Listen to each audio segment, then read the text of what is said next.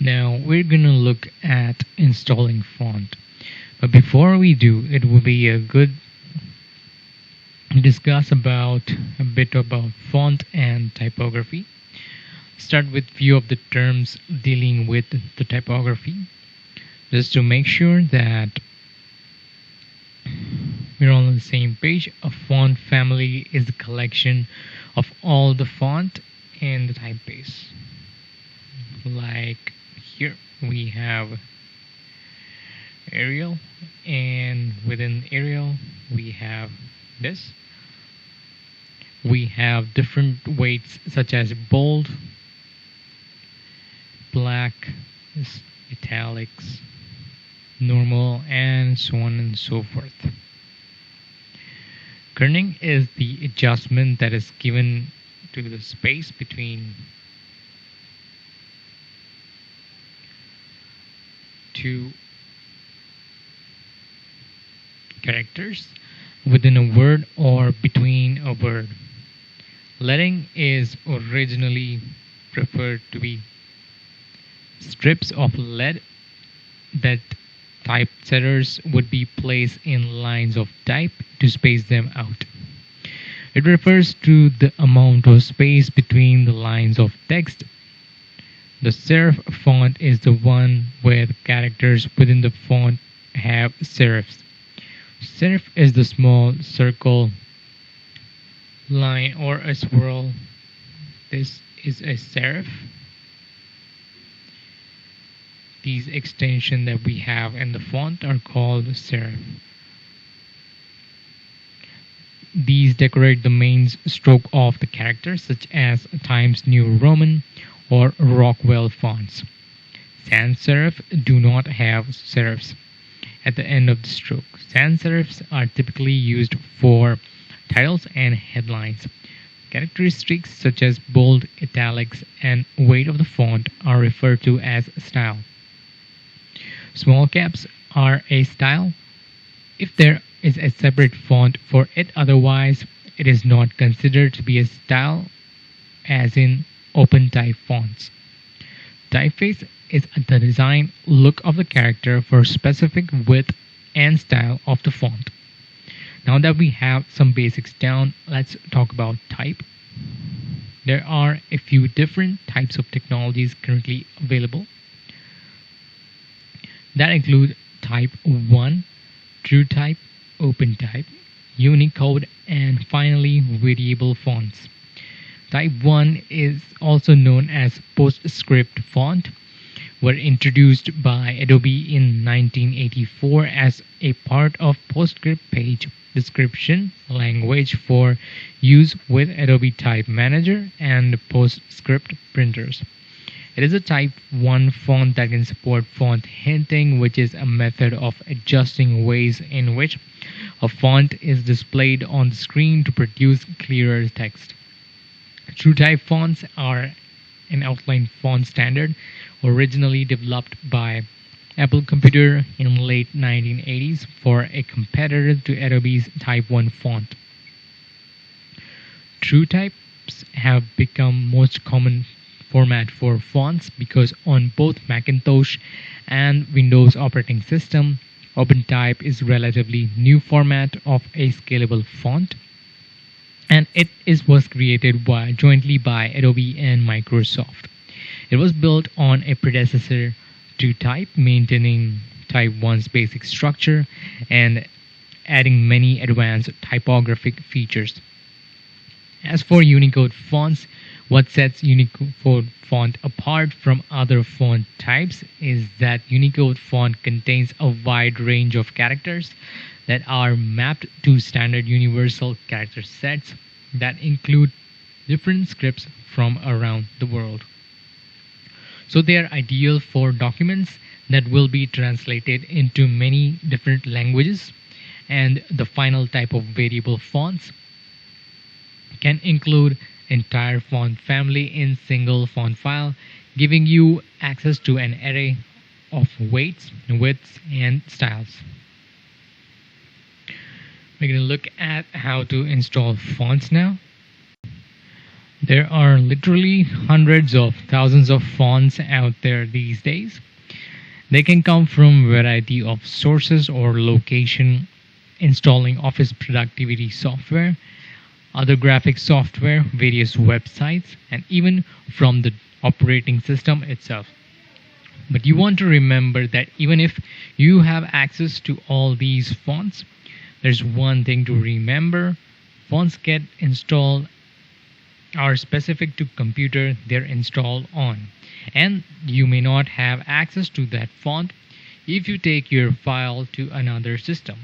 Sending a CorelDRAW file to a print or a service provider means they do not have the font and may result in problems if they don't have the same font. Now you can copy the font file from the font folder and send it along with the file, but this may pose a licensing issue if you own the rights to use the font, whether the printer may not. If you have used a font that is a printer font only, shop you send it to may be able to print the file properly, but will not have the ability to edit the text that uses that font. The best solution is to work with the printer to ensure that they have the font or convert the text to curves. We will discuss this later. While there are a few different ways to install a font, probably the easiest way is to double click on the font and then click on Install button on the upper left hand corner of the font sample palette. This would be true for any currently supporting system. So if I double click on this and do that, I have inserted this font into my system. I have the ability to either print this palette or install. So if I'm going to install the font to my operating system, now if you wish to install multiple fonts at the same time, select all of these by clicking and dragging and hovering the mouse over. Now that you've selected the traditional ways to install fonts, I'm going to create right click here, Alt Enter, right click here, show more options, and go for install. And that's going to install the whole font family for me in one click. Now we're going to take a look at the Corel Font Manager. The Corel Font Manager lets you easily handle and organize your typefaces and font collection by giving you the tools to control every aspect of your typography flow. You can find and review local and online fonts, install and uninstall fonts, create font collections, or delete them that you no longer need. You can launch the Font Manager by accessing it through the application bar or from the start menu. I'm going to use the application bar. Here I have this, click on here, and in the drop down you'll find the Corel Font Manager. I'm going to select and it is going to open up something like this. Here I can create collections. I can access more fonts. Now a watch folder here where you can drop fonts onto it, and Corel Font Manager can make use of these fonts. By default, the watch folder is in this location. It's in the documents, Corel content.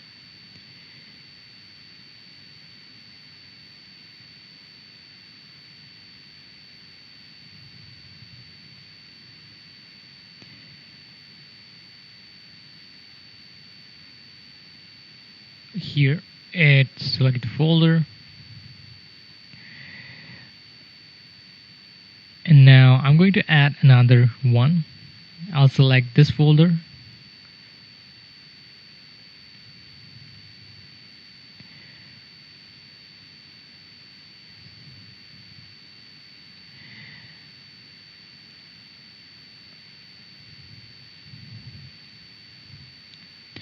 and click on select folder. Now I have this font folder. Font Manager will analyze the fonts in there and will display the fonts that I have. Now, a collection allows me to take favorite fonts that I use quite a bit and organize them in different categories. You can see that we have a favorites category here. Currently there is nothing in that, and I can create a new collection. It's just a matter of clicking on this icon. I'll call it Decorative.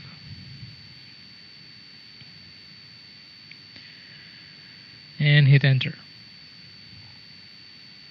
Now for me to add the font to this, I'm going to go to my fonts folder.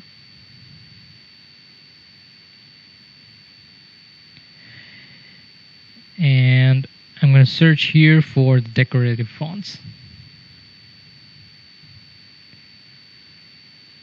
These are some decorative fonts, or maybe I'll just type the word candy. Candy. Okay. And there I have one candy font here. I can right click to that and add to selection to decorative.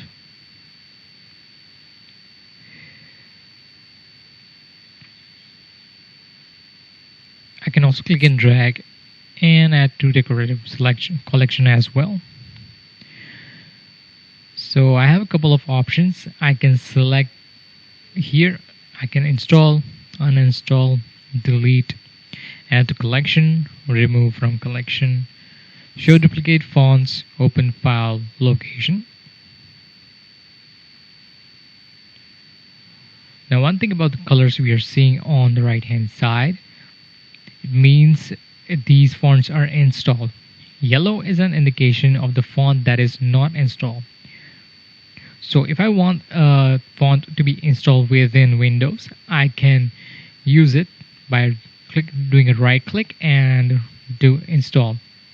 When I do that, it'll turn the yellow bar into the green bar. Now that will be indication of that the font has been installed. So in case I have to give right click and uninstall, this font, this green will become yellow, and it will be an indication that the font is not installed. However, it can still be used in CorelDRAW. So I'm going to go through and I'm going to add a few more fonts like this. Click and drag. I can hold Control, select multiple, click and drag, and put in right click. So these fonts are adding one by one in my decorative folder.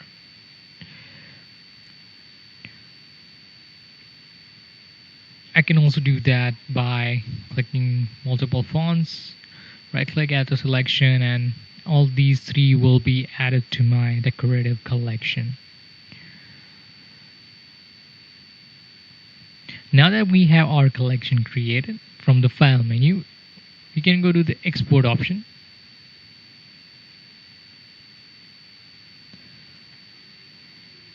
And this will allow me to save our font folders as well as our collections, so that if we need to reinstall the application or maybe want to move these collections to another system, we can turn around and import that.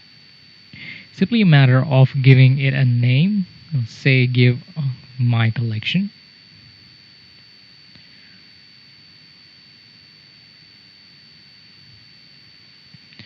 And then click on save. And that's all really, that is it. So if I do go to another system or I need to remove and reinstall CorelDRAW, to import that, it's a matter of going to File, Import, Folder, and Collections. You're going to browse wherever you saved it and select the file and simply click Open. Now that down here on the left hand side, you'll notice we have a couple of filters here.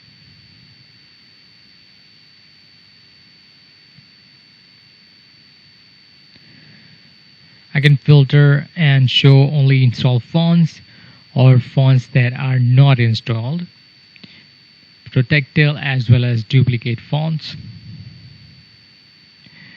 Under the embedding rights, we have editable, installable, no embedding, preview and print, all kinds of different categories of fonts. When you're talking about licensing your font, it will give you an indication as to what type of font you have and what are the licenses for those. So if I select this font and install it into the application and use it with the CorelDRAW, I'll have the ability to edit that font. And if I was to take the file to a different system, on the right hand side I'll click on here, show font properties, and I'll see here this is first is a glyph set, and this shows me the characters that are within the font. I can filter those characters as well. So just to show me what currency characters or currency symbols that are, I also have the ability to get information about the font itself, such as the file name, font family, file size, location, licensing, and so on and so forth.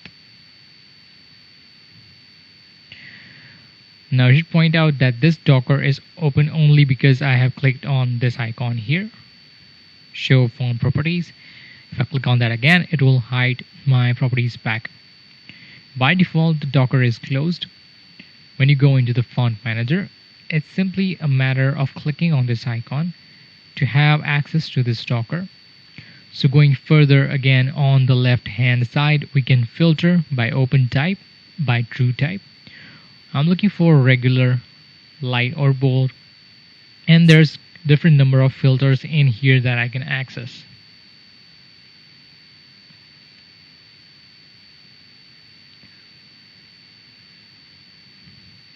Also, I have the ability to turn off these selected filters. Now let's return to CorelDRAW.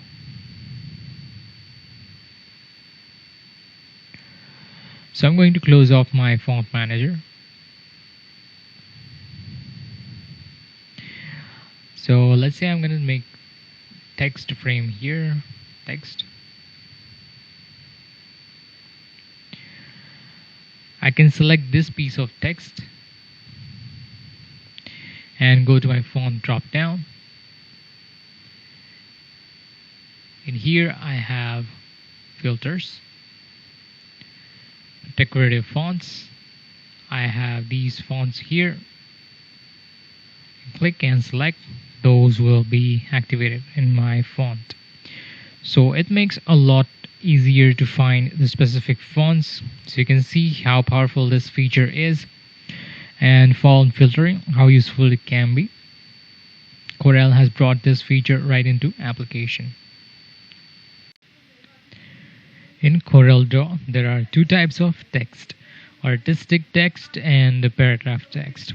Artistic text is typically based on banners, signs, and posters, and anywhere where you have the requirement to be able to distort or change the shape of the text element. The paragraph text is used where you require text to be formatted in a paragraph format, like a word processor. It is typically used in newsletters, brochures, and flyers. Picture a box of cornflakes. The name of the front would be an artistic text, and the contest rules or ingredients on the back would be paragraph text. Both type of text are created with the same tool. I'm going to click on my text tool,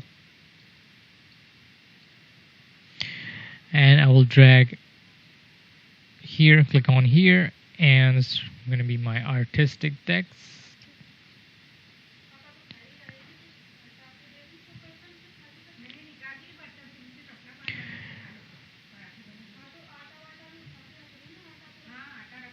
Simply a matter of clicking on this icon, and there's a number of things you can do with this.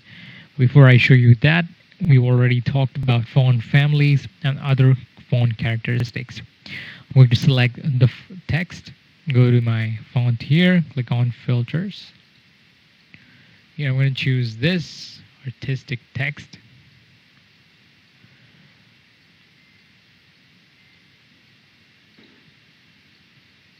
Maybe I want to use Jill Sans here. I will change my mind for this. Jill. Remove the filter. This as well. Jill. Okay, I'll just keep it at right at Emily's. Okay, so I can do a number of different things. I can change the font as we've seen. I can set my point size, make it bold, italic, maybe underline. We don't have bold and italics for this text. I can hear justification, center, left, right, or full justify or force justify. There's a couple of other things here. Now, if we want to use even more properties of the artistic text, I can click on the properties docker, and we have different couple of properties here. Will allow me to make use of that. Now let's take a look at our artistic text again. So with the pick tool selected, I'm going to do Shift F2 on this piece of text. I can go out to my flyout here. I'm going to choose, you see the couple of different things here. We can do all of these. So I'm going to choose envelope for now. I can add envelope to this text, and I can change the shape of it. I'm just going to give a contour right like so. Double click here. Maybe I want to click and make it the proper contour here. A number of different properties are there as well. I also have the ability to type text to path or fit text to path. So I'll just zoom back up and tap my spacebar to switch to pick tool. I can right click here and let go of my cursor here. Here I have the option fit text to path, and there it will be fit on that particular path. Now, other way to do this is if I select this text, and I'm going to go to my text menu, go fit text to path, and I can fit the text path here, here, here, maybe here, or here, anywhere I like there. So you'll notice you have a red beam at the 3 o'clock position. It allows me to center it at 3 o'clock or maybe the 12 o'clock. I have these red beams at 3, 6, 9, 12 o'clock position. So it's quite easily allow me to center this text at 6 o'clock at the bottom. It's where I want this text to be. Simply left click and my font will be there, placed into that place. You'll notice this text is backwards and upside down. From my interactive property bar, I can choose this mirror font, and that is going to do the job for me. That puts the text into position. Now let me just zoom in a little bit into this. You will notice I have a small red glyph right here.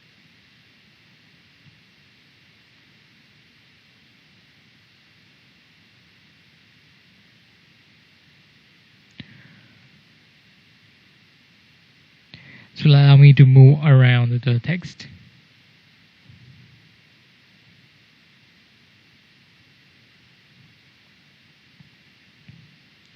And reposition it.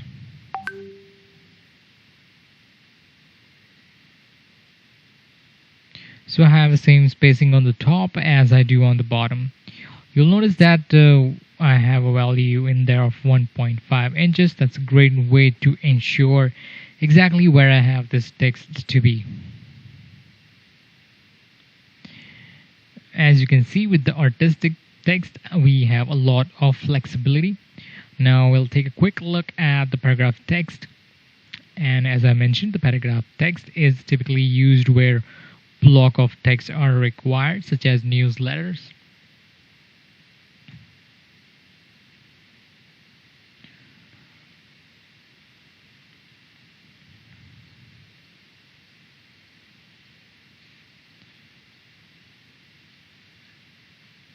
Such as newsletters, brochures, and business reports, and that sort of things.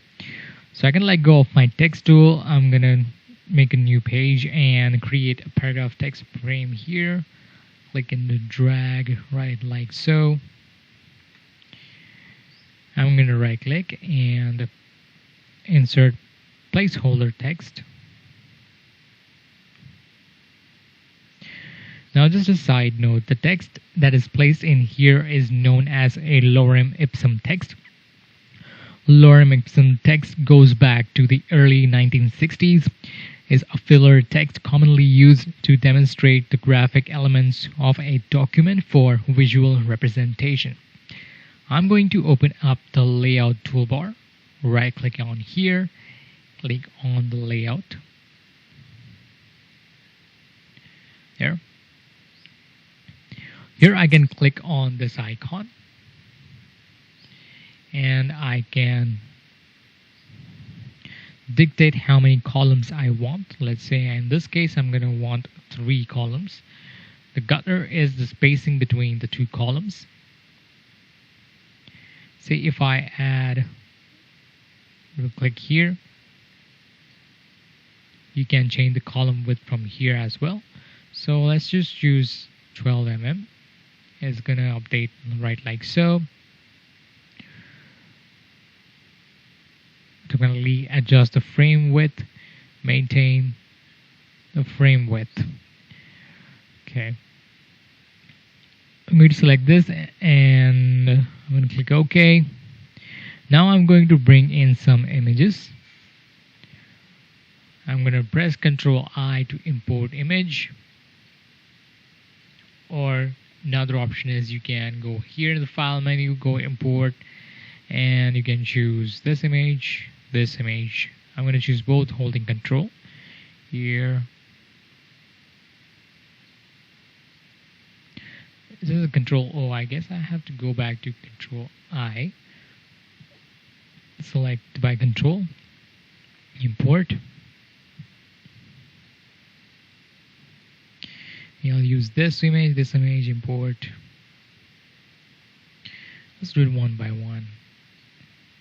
And maybe there's something wrong with my computer. I'll just close this out. Maybe I want to open this. It says open that, I'm going to open that. Okay, there. Import. Okay, just one. File, import, and maybe this one, import, click. Yeah, if I do that single time, I need to check that out. If I do multiple images, I'm not able to import that. So I'm going to select the first image, hold my Control key down, and maybe I want to scale this down with here and place it here.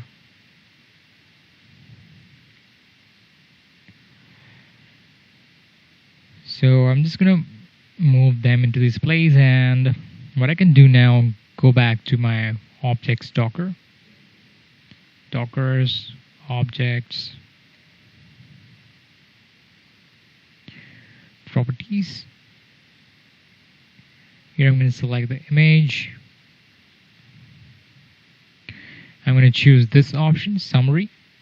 Here I select this icon. It'll allow me to wrap paragraph text, and I can choose here where I want the flow to be.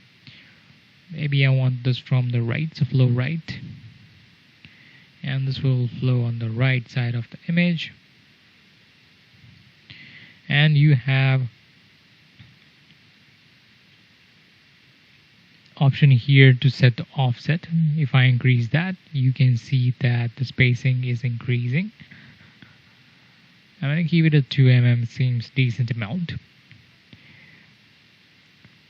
So maybe I want to change the properties for this one as well. So I'm going to select this image. I want to go here, flow left, and that works like a charm. So we can see the text is contouring around the image as specified with the option flow left or flow right. Now you have noticed that this frame has turned into red. Now if I select my text frame, I'll call it here, it's an overflow text. When I click on this, click here, and I'm going to make a new page. Here I have a little icon of a text, frame of text here, and just click here and the rest of the text will come and flow within this frame. So I'll do a single click and that rest of the text will appear down here in this frame. We can see it flowing into this one. Now simply I need to go back to my columns and maybe layout.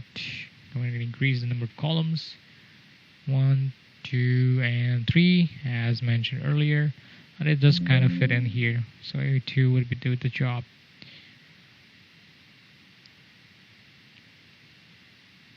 I can continue and edit my paragraph frame, or I can edit my talker. Now I did the flow that through. There are other ways to change the text on the frame, and of course to go my text menu, I can go down to my paragraph text frame, could fit the text, I could choose here, right click here, right click, fit text frame would increase the size of the text, and I'm gonna do that command. I don't want to do that. So what I did is created a flow through to the next frame. As you can see, it's very easy to set up a newsletter layout in CorelDRAW. We'll be looking at the variable fonts now. Now we're going to look at the variable fonts and the stylistic sets. As we already learned, variable fonts can include an entire font family in a single font file, giving you an access to array of weights, widths, and styles. I'm going to select this piece of text and I'm going to go here and ensure my variable fonts feature is on. There I can access all these variable font types. Go ahead and scroll down, select the Roboto Delta,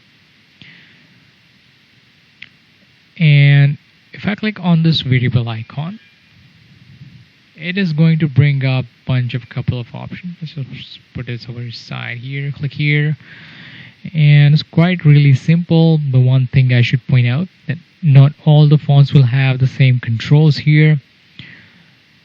If I increase this, it increases the weight. If I increase this, it increases spacing. This increases something else. This increases width, and so on and so forth. So I have a couple bunch of options and ability and freedom to tweak and twist the font around as per my requirement. This is the width, this is the weight. Now I'll change this to a different font. Maybe I'll choose Decorative Delta Alpha, and you can see if I click here, I have quite a number of controls here,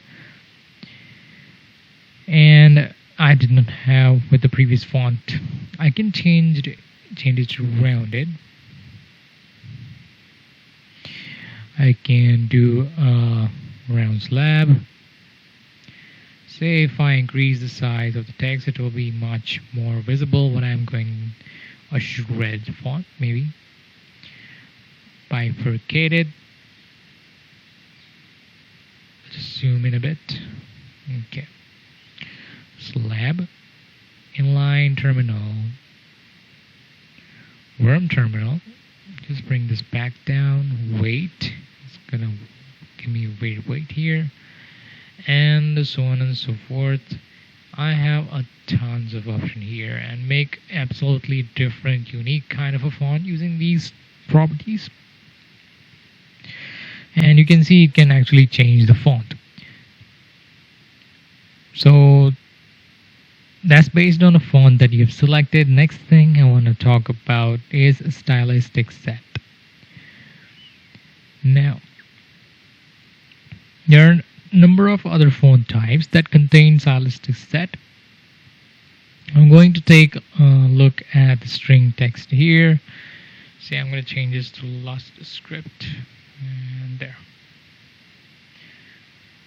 Lust, and maybe I want to change this to variable fonts. Switch that off, and now type Lust script.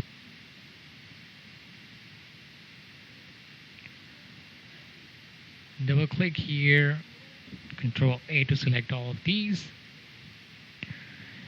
And if you see here, you have a little bit of an arrow here. So I have a couple of different types of variables with this font.